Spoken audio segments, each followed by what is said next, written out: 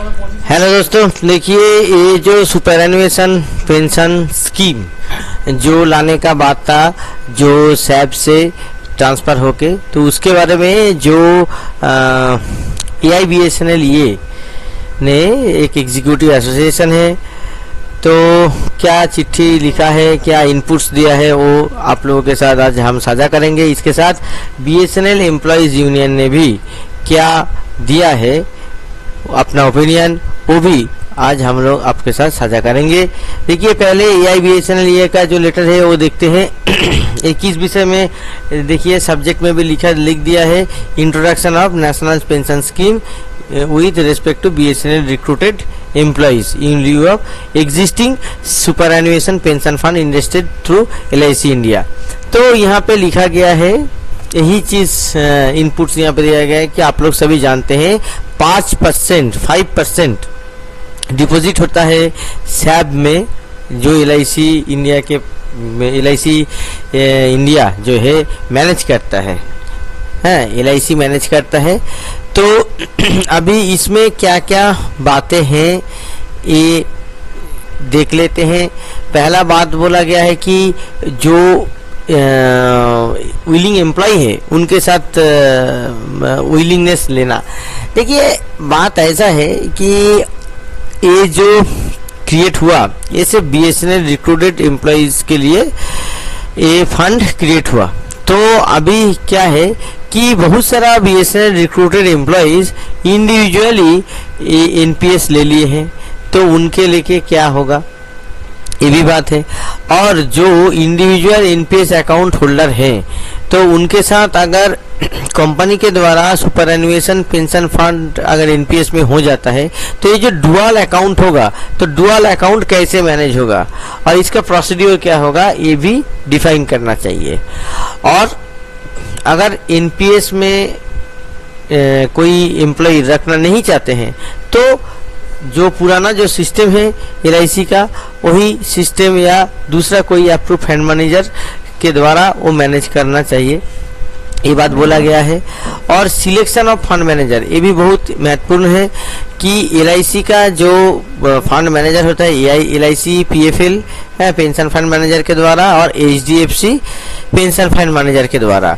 तो यहाँ पे जो LIC PFL ने जो इंडिकेटेड किया है, मैनेजमेंट फीस 0.03% एक पेंशन फंड मैनेज करने के लिए ये मैनेजमेंट फीस लेगा। तो यहाँ पे जो सुपरएनुएशन पेंशन फंड ट्रस्ट जो सेक्शन 2 में जो लिखा गया है, और उसके अंदर जो contribution and scheme issuance clause 3, वहाँ पे क्या लिखा गया है कि expense of the scheme to be borne by company. तो देखिए यहाँ पे क्लियरली मेंशन किया गया है कि जो भी एक्सपेंस होगा फंड मैनेजमेंट के लिए, वो कंपनी के द्वारा किया जाएगा। तो यहाँ पे ये जो 0.3% है, ये कौन पेमेंट करेगा, ये क्या जो कॉर्पस है उस कॉर्पस के ऊपर से इंडिविजुअल को देना पड़ेगा, जो भी BSNL रिक्रूटेड एम्प्लॉय है, कि इसको BSNL देगा, तो इसके ऊपर क्लैरिफिकेशन देना चाहिए। तो देखिए पहले आपको लगेगा कि इतना कम रकम है, नहीं, अगर रकम ज़्यादा हो जाएगा तो 0.3% भी एक इम्पॉर्टेंट अहमियत रखता है। इसके साथ साथ आप देखिए और जो दो चीज़ रेज किया गया है, एक है आपका नैप वैल्यू, जो आप लोग शेयर मार्केट से थोड़ा बहुत परिचित है, आप लोग जानते हैं नेट एसेट वैल्यू होता है नैप वैल्यू। और यहाँ पे जो कॉन्सेप्ट दिया गया है टी डे मतलब कि आप अगर कोई भी ट्रांजैक्शन करते हैं, तो जिस दिन करते हैं उस दिन को टी बोला जाता है। सोचिए आज आप कोई चीज़ खरीदे हैं, 2 दिन बाद बेच रहे हैं, तो उसको बोलेगा T+2, ठीक है। तो टी डे मतलब सेम डे। तो this feature is presently available only with HDFC pension fund manager. तो ये चीज़ सिर्फ HDFC पेंशन फंड मैनेजर से उपलब्ध है, LIC से उपलब्ध नहीं है। तो it is suggested that the feature may be negotiated and extended to all other proposed fund manager to ensure the uniform transparency and performance tracking across all option। तो ये जो LIC अगर करना चाहता है तो LIC को भी ये चीज, LIC PFL को भी ये चीज। और इसके साथ साथ और क्या है कि एनपीएस एग्जिट के बारे में, अगर एनपीएस से एग्जिट करते हैं तो पैसा कैसे मिलेगा और डेथ केस में क्या होगा। देखिए एग्जिट तो नॉर्मली सुपरएन्युएशन के द्वारा हो सकता है, रेजिग्नेशन के द्वारा हो सकता है या डेथ से हो सकता है। तो यहाँ पे जो मैक्सिमम जो टाइम लिमिट है सेटलमेंट एंड डिसबर्समेंट में भी स्टिपुलेटेड यूनिफॉर्मली, तो यूनिफॉर्मली होना चाहिए। और इसका जो पेमेंट कैसे होगा, इसका एडजस्टमेंट कैसा होगा कॉन्सर्न एम्प्लॉइज में, ये चीज को क्लैरिफाई करना चाहिए। और इसके साथ साथ और क्या कॉन्सर्न्स रेज किया गया है कि ऑप्शन फॉर एडिशनल कंट्रीब्यूशन। देखिए एनपीएस आपका जो है, ये जो आपका जो सिस्टम है नेशनल पेंशन सिस्टम, तो एक तरह पेंशन का है। तो अगर कोई एम्प्लॉय आपका ज्यादा कंट्रीब्यूट करना चाहता है तो इसमें क्या है, जैसे कि सैब में था आप कंट्रीब्यूट कर सकते हैं, यहाँ पे डिपार्टमेंट ने 5% कंट्रीब्यूट कर दिया बेसिक प्लस डीए का। अभी आपका जो इंडिविजुअल जो एम्प्लॉइज का है वहाँ पे कंट्रीब्यूशन क्या होगा ये डिफाइन नहीं है, इसको डिफाइन करना चाहिए।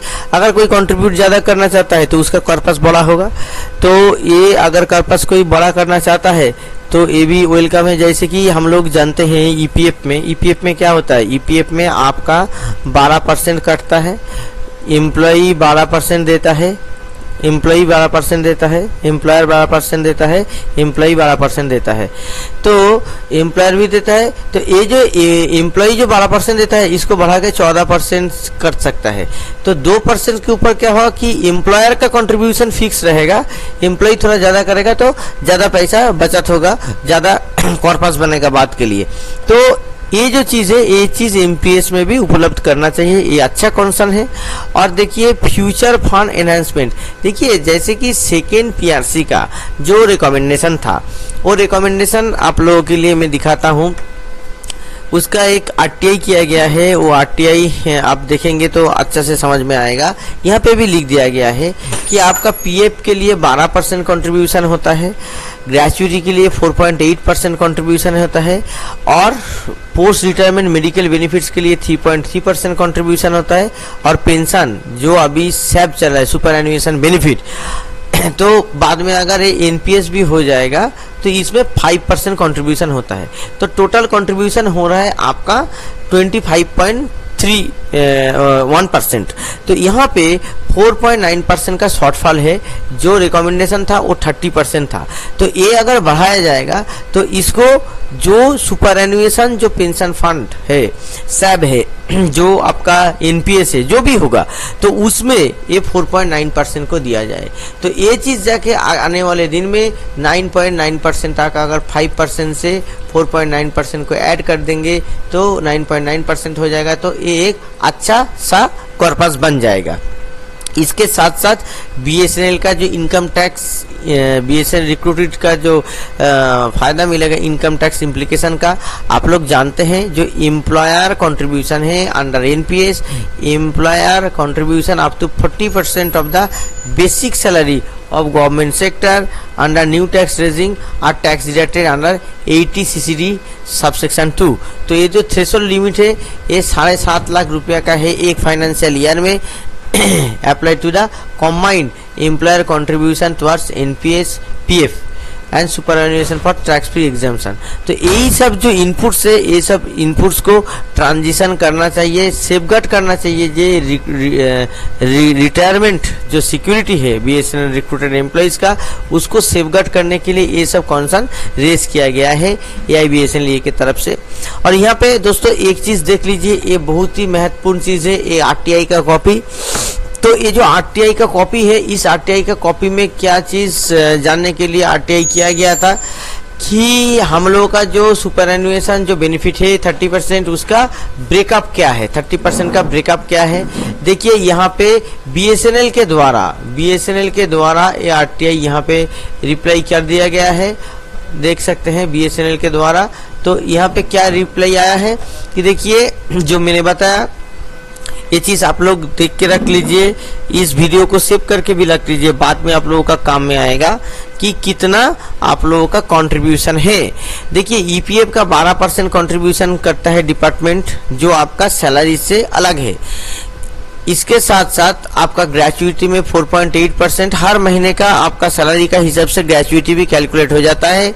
और आपका पोस्ट रिटायरमेंट तो और आपका देखिए ये जो एक्चुअल बेसिस पे मेडिकल बेनिफिट के लिए होता है और पेंशन के लिए होता है 5%। तो यहाँ पे जो 25.1% का है, ये 25.1% का आपका कवरेज यहाँ पे दिया गया है। और देखिए ये जो कंट्रीब्यूशन होता है मंथली करंट जो कंट्रीब्यूशन होता है, ये बेसिक प्लस डीए के ऊपर होता है। बीएसएनएल रिक्रूटेड एग्जीक्यूटिव हो गया, non executive BSNL recruited employees के लिए। तो ये जो पोस्ट रिटायरमेंट मेडिकल बेनिफिट क्या है, जैसे कि अभी आप बीएसएनएल एमआरएस कार्ड यूज कर रहे हैं, हमारे रिटायरमेंट के बाद आप लोगों का थोड़ा कार्ड बना चेंज हो जाएगा, मगर ये भी जो बेनिफिट है आपका मेडिकल बेनिफिट ये आपका मिलते रहेगा। मगर दुख का विषय है कि इसके लिए एक जो अलग फंड, जैसे कि आपका ग्रेचुइटी के लिए अलग फंड है, मगर आपका पेंशन के लिए भी अलग फंड हो गया, मगर इसके लिए अभी भी कोई भी सेपरेट फंड नहीं है। ये सेपरेट फंड अगर नहीं होगा तो ये पैसा बाद में मिलने का प्रॉब्लम हो जाता है, क्योंकि अगर कंपनी के ऊपर कोई प्रॉब्लम होता है, कंपनी का कोई मर्जर होता है, स्प्लिट होता है, ऐसा परिस्थिति में ये पैसा मिलने का प्रॉब्लम हो जाएगा। 3.3% पैसा मिलने का प्रॉब्लम हो जाएगा। अगर कंपनी बीएसएनएल एज एक्चुअल अभी जिस परिस्थिति में है ऐसे ही रह जाता है तो कोई दिक्कत नहीं है, मगर कंपनी अगर स्प्लिट होता है, मार्ज होता है, कोई कुछ भी होता है कंपनी के साथ जोड़ घटाव, तो ये प्रॉब्लम हो जाता है। तो इसका एक सेपरेट फंड होना चाहिए एम्प्लॉय को सब सेफगार्ड करने के लिए। अभी हम लोग देखते हैं कि बीएसएनएल ये तो जो AIBSNL ये ने किया है, एम्प्लॉयज यूनियन ने इसके बारे में क्या किया है, एम्प्लॉयज यूनियन ने इसके बारे में क्या इनपुट्स दिया है स्पेशली, ये हम लोग देख लेते हैं। देखिए चॉइस ऑफ LIC कि LIC को हम लोग जो चॉइस किए हैं in favour of selecting LIC India which is a government own financial institution, it is both reasonable and logical that a PSU BSNL managed should be deposited in superannuation pension fund with LIC। तो जैसे कि government है तो government के अंदर ही पैसा रखने के लिए एम्प्लॉयज यूनियन ने यहाँ पे बात बोला है। इसके साथ जो पेंशन कवरेज है पोस्ट 2014 रिक्रूट एम्प्लॉयज के लिए, तो बीएसएनएल डायरेक्ट रिक्रूट जिन्होंने 2014 के बाद ज्वाइन किया है तो not entitled to pension benefit under EPF scheme, so additional contribution by the management करना चाहिए। तो देखिए ये कैसे आपका सॉल्व होगा कि आप जो दे रहे हैं 5%, तो 5% आप जो 4.9% का शॉर्टफॉल हो रहा है, ये अगर आप दे देंगे तो आपका जो कॉर्पस है ये कॉर्पस आपका 9.9% हो जाएगा, तो कंट्रीब्यूशन अच्छा खासा हो जाएगा। अगर कोई 2014 के बाद कोई रिक्रूटमेंट हुआ है, ज़्यादातर 17 में ही हुआ था, तो अगर 60 साल काम करेंगे तो उनका भी 30 से 50 लाख रुपया आपका आखिर तक यहाँ पे हो जाएगा। ठीक है, तो एक अच्छा खासा रकम होगा, ये काम में आएगा। इसके साथ साथ जो इन्वेस्टमेंट जो रिस्क है एनपीएस में, ये भी यहाँ पे बोला गया है कि इन्वेस्टमेंट रिस्क को भी यहाँ पे मद्देनजर रखना चाहिए। और इसके साथ और क्या चीज है, यूटिलाइजेशन एंड डिपॉजिटेड अमाउंट। देखिए जो 60% जो पैसा है, 60% पैसा आपका जब सुपरएन्युएशन होगा तो आपका अगर 100 रुपया जमा होगा तो 60 रुपया आपका सुपरएन्युएशन टाइम पे आपको दे देगा, और 40 रुपया जो होगा वो आपका एन्युइटी में कन्वर्ट होगा, इससे आपका मिलेगा पेंशन। ठीक है, जो एन्युइटी वाला 40% है इसके ऊपर पेंशन मिलेगा।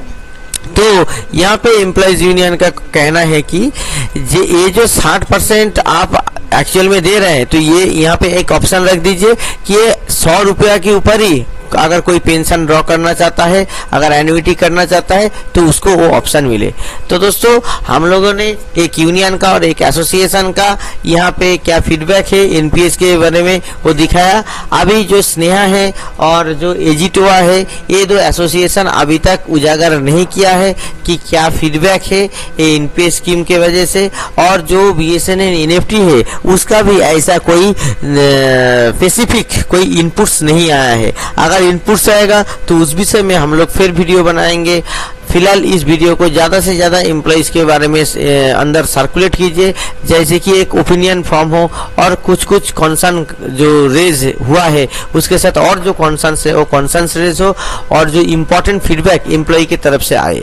तो फिलहाल इस वीडियो में बस इतना ही। नमस्कार।